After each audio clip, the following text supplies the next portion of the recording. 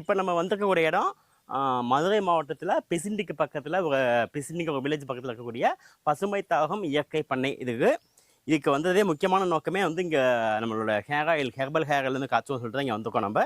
இது வந்து ஒரு 50 ஏக்கரா பண்ணை. இதில் உள்ள போனோம்னு சொன்னாக்கா வந்து வேப்ப ஃபார்ம் இருக்குது, என்னென்ன மாடு ஆடு கோழி இதெல்லாம் வளர்க்குறாங்க. இது தவிர விவசாயமும் பண்ணுறாங்க நம்மளுக்கு. இது ஃபுல்லாக ஒரு நல்ல பசுமையான ஒரு இடம் தான். இந்த பசுமை தாகம் மட்டும் இல்லை, சுற்றியும் பார்த்தீங்கன்னு சொன்னாக்கா ரொம்ப பசுமையான இடம் தான் இது. இப்போ வாங்க நம்ம வந்து ஃபார்முக்குள்ளே போவோம். நம்ம உள்ளே பார்த்தோம்னு சொன்னாக்கா ஒரு அமைதியான எந்த ஒரு நாய்ஸும் இல்லாத ஒரு பீஸ்ஃபுல்லான என்விரான்மெண்ட். வில்லேஜ் சொன்னாக்கா அப்படி தான் இருக்கும். அதில் முக்கியமாக இந்த பண்ணைக்கு வந்தீங்கன்னு சொன்னாக்கா ஒரு மெடிடேட்டிங் பண்ண ஃபீலிங் இருக்கும் உங்களுக்கு. நம்ம இந்த ஃபார்முக்கு வந்ததுக்கான முக்கியமான நோக்கமே நம்மளோட ஹெர்பல் ஹேர் ஆயிலை இந்த ஃபார்மில் வச்சு காய்ச்சலாம் சொல்லிட்டு அவங்களோட பர்மிஷன் கேட்டதும் அவங்களும் ஹாப்பியாக ஒத்துக்கிட்டாங்க. அப்புறம் நீங்கள் நேராக உள்ளே வந்தீங்கன்னு சொன்னாக்கா உங்களுக்கு இந்த பக்கம் தெரியுது ஒரு ஹட்டு ஒன்று இருக்குது.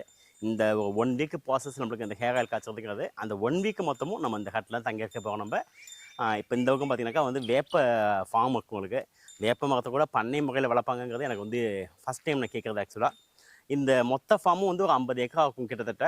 அதில் வந்து ஒரு 10 ஏக்கரா 5 ஏக்கரா வரைக்கும் இந்த வேப்ப மரங்களை மட்டுமே போட்டு வச்சுருக்காங்க. இதுக்கு உள்ளாக தான் நம்ம போய் வந்து எண்ணெய் காய்ச்ச போகிறோம். உள்ளே போய் பார்த்துட்டு வந்தோம். பார்த்தோம்னு சொன்னாக்கா அப்படியே அற்புதமாக இருந்தது சொல்லணும்னு சொன்னாக்கா.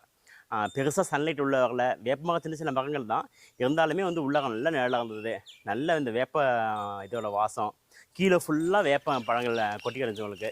இந்த மாதத்தில் வந்து எல்லா பழமே கொட்டிடுச்சவங்களுக்கு. அது தேங்க்ஸ் டு ஸ்ரீலதா மேடம். அவங்க தான் அந்த ப்ராப்பர்ட்டியோட ஓனர். ஆக்சுவலாக அவங்கள்ட்ட கேட்டவுடனே வந்து ஒத்துக்கிட்டாங்க. நீங்கள் தாராளமாக செய்யுங்க, நீங்கள் எங்களுக்கும் ரொம்ப சந்தோஷம் தான் சொன்னாங்க அவங்க.